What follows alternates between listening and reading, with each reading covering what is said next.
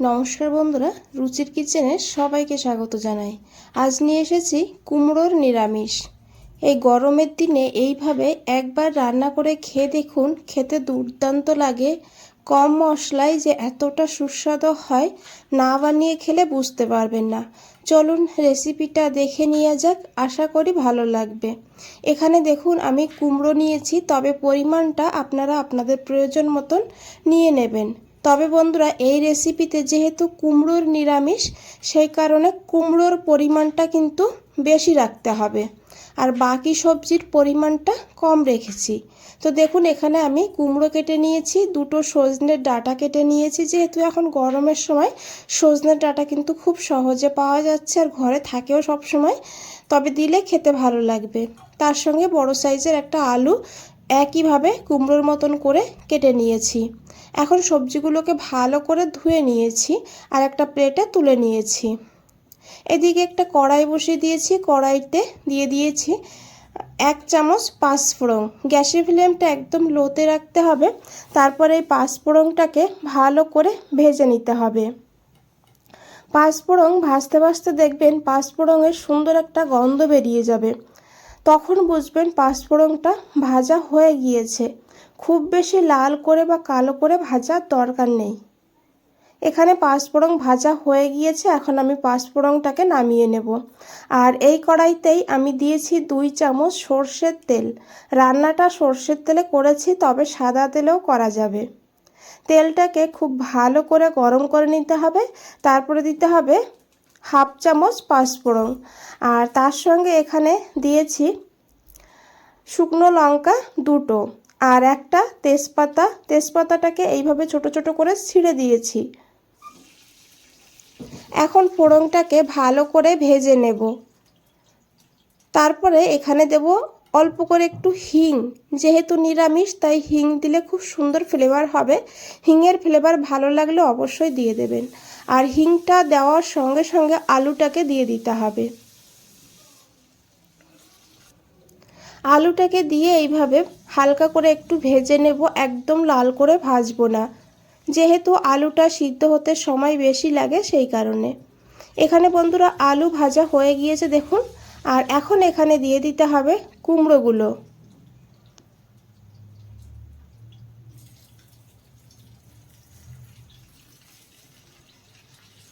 কুমড়োটাকে দিয়েও 2 মিনিট ভেজে নিতে হবে। এইভাবে একবার হলেও রান্না করে দেখুন, ভাত, রুটি, পরোটা সব কিছুর সঙ্গে খেতে দারুণ লাগে। দেখুন এখানে আলু কুমড়ো ভালো করে ভাজা হয়ে গিয়েছে। এইভাবেই ভেজে নিতে হবে, কারণ এরপরে আরও একটু ভাজা হবে। এখন দিয়েছি এখানে আদা 1 চামচ। আদাটাকে আমি গ্রেট করে নিয়েছি, তবে এই রেসিপিতে আদাটাকে গ্রেট করে না হলে থেতো করে দেবেন, এতে এর ফ্লেভারটা দুর্দান্ত হবে। আদাটাকে দিয়ে একটু ভালো করে এইভাবে মিশিয়ে নিয়েছি। এখন এখানে দিয়ে দিতে হবে সজনের ডাঁটা। আর এরই সঙ্গে দেখুন বন্ধুরা, আমি নিয়েছি ডাল। এখানে আমি ছোলার ডাল নিয়েছি 1 মুঠ। ডালটাকে 2 ঘন্টা আগে ভালো করে ধুয়ে ভিজিয়ে রেখে দিয়েছিলাম। জলটা ঝরিয়ে ডালটাকে দিয়ে দিয়েছি।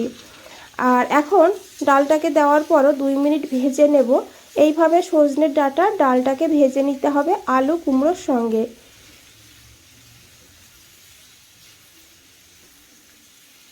একদম কম মশলায় এতটা ভালো হয় খেতে, বলে বোঝানো যাবে না। যখন আপনারা বানাবেন তখন বুঝতে পারবেন। এখানে দেখুন ডাঁটা আর ডাল ভালো করে ভেজে নিয়েছি। এইভাবে ভেজে রান্না করলে এর স্বাদটা কিন্তু অনেকটা বেড়ে যায়। এখন এখানে দিয়ে দিতে হবে পরিমাণ মতন লবণ। আর নিয়েছি এখানে প্রায় 1 চামচ লঙ্কার গুঁড়ো। তবে আপনারা চাইলে কাঁচা লঙ্কা দিয়েও রান্নাটা করতে পারেন। আমি এখানে ঝাল লঙ্কার গুঁড়ো দিয়ে রান্নাটা করেছি। সামান্য একটু জিরের গুঁড়ো দিতে হবে, খুবই অল্প করে, আর 1/2 চামচ হলুদের গুঁড়ো। আর এরই সঙ্গে আমি নিয়েছি টমেটো 2টো ছোট সাইজের। যদি বড় হয় একটা নেবেন, আর ছোট হলে 2টো নিতে হবে। এখন খুব ভালো করে মিশিয়ে নেব। আর গ্যাসের ফ্লেমটা কিন্তু একদম লোতে রাখবো। লোতে রেখে এখন মশলাটাকে ভালো করে 2 মিনিট এইভাবে মিশিয়ে নেব। আর যেহেতু টমেটো দিয়েছি, টমেটো দেওয়ার কারণে টমেটোর থেকে যে জলটা বের হবে সেই জলেই কিন্তু মশলা ভাজা হয়ে যাবে, এখানে এক্সট্রা কোনো জলের প্রয়োজন হবে না। আর এখানে আমি দিয়েছি 2 চামচ নারকেল কোড়া। এখানে বন্ধুরা আমি ড্রাই নারকেল ব্যবহার করেছি, তবে এখানে ফ্রেশ নারকেলও নেওয়া যাবে। আর এখন নারকেলটাকে দিয়ে ভালো করে একটু আবারও মিশিয়ে নেব, তারপরে লো ফ্লেমে 2 মিনিট ঢাকা দিয়ে রেখে দেব। 2 মিনিট পর ঢাকনাটা খুলে নিয়েছি, আর এখন একবার খুব ভালো করে মিশিয়ে নেব। দেখুন মশলাটা বেশ ভালোভাবে কষানো হয়ে গিয়েছে, আর সবজিগুলোও কিন্তু অনেকটা মজে এসেছে। রান্নাটা খুব ঝটপট হয়েও যায় আর খেতেও খুব ভালো হয়। এখন এখানে দিয়ে দিতে হবে গরম জল পরিমাণ মতন, যেমন আপনারা ঝোল রাখবেন সেইভাবে জলটা দেবেন, আর তাছাড়া ডাল আলু সিদ্ধ হবে সেইভাবে জলটা এখানে নিতে হবে। জলটাকে দিয়ে খুব ভালো করে মিশিয়ে নিতে হবে। আর এইভাবে যখন ঝোলটা ফুটে উঠবে তখন এখানে 2টো কাঁচা লঙ্কা দিতে হবে, এটা পুরোপুরি অপশনাল, তবে দিলে সুন্দর একটা ফ্লেভার হয়। দিয়ে খুব ভালো করে মিশিয়ে নিয়েছি, আর এখন ঢাকা দিয়ে রান্না করব যত সময় না আলু কুমড়ো ডাল সিদ্ধ হয়ে যাচ্ছে। এখানে প্রায় আমি 5 মিনিট ঢাকা দিয়ে রেখেছি, একবার দেখে নেব সিদ্ধ হয়েছে কিনা আলু কুমড়ো। তো এখানে বন্ধুরা আলুটা কিন্তু এখনও সিদ্ধ হয়নি, আরও প্রায় 2 মিনিট রান্না করতে হবে। তো 2 মিনিট আমি রান্না করে নিয়েছি, এখন একবার দেখে নেব। তো দেখুন এখানে আলু সিদ্ধ হয়ে গিয়েছে, আর আলু সিদ্ধ হয়ে গেলে সব কিছু কিন্তু সিদ্ধ হয়ে যাবে। আর এখন এখানে আমি সেই ভেজে রাখা পাঁচফোড়নটা দিয়ে দেব।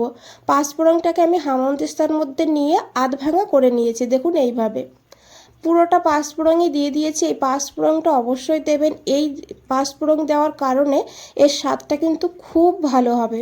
দিয়েছি এখানে প্রায় 1 চামচের একটু কম চিনি, চিনিটা আপনারা আপনাদের টেস্ট মতন নিয়ে নেবেন। চিনিটাকে দিয়ে খুব ভালো করে মিশিয়ে নিয়েছি, আরও লো ফ্লেমে 2 মিনিট রান্না করে নেব, এতে পাঁচফোড়নের ফ্লেভার আর চিনিটা ভালো করে মিশে যাবে।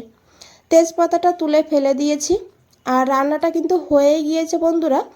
তো দেখুন ডালটাও সিদ্ধ হয়ে গিয়েছে, এইভাবে ডালটাকে সিদ্ধ করে নিতে হবে, ডালটা ভেতরে সেদ্ধ হয়ে যাবে অথচ উপরে গোটাই থাকবে। খুব ভালো করে মিশিয়ে নিয়েছি, এইভাবে একটু মাখো মাখো করে তারপরে গ্যাসটা বন্ধ করতে হবে। এখানে আমি গ্যাস বন্ধ করার আগে 1 চামচ দেশি ঘি দিয়েছি, ঘিটাকে দিয়ে ভালো করে মিশিয়ে গ্যাসটা বন্ধ করে দিয়ে 5 মিনিট স্ট্যান্ডিং টাইমে রেখে দিয়েছি। 5 মিনিট পর ফিরে এসেছি, দেখুন কতটা লোভনীয় লাগছে দেখতে, আর দারুণ সুন্দর এখানে গন্ধ বেরিয়েছে। আপনারা যখন বানাবেন তখন বুঝতে পারবেন। বন্ধুরা রেসিপিটা দেখে যদি একটু ভালো লেগে থাকে একটা লাইক করে দেবেন, চ্যানেলে নতুন হলে চ্যানেলটাকে সাবস্ক্রাইব করে পাশে থাকবেন, কমেন্টসে জানাবেন কেমন লেগেছে। বন্ধুরা আজ তাহলে এই পর্যন্তই, ফিরে আসছি নতুন কোনো রেসিপি নিয়ে। ভালো থাকবেন, সুস্থ থাকবেন, সবাইকে অনেক অনেক ধন্যবাদ এত সময় ধৈর্য ধরে রেসিপিটা দেখার জন্য।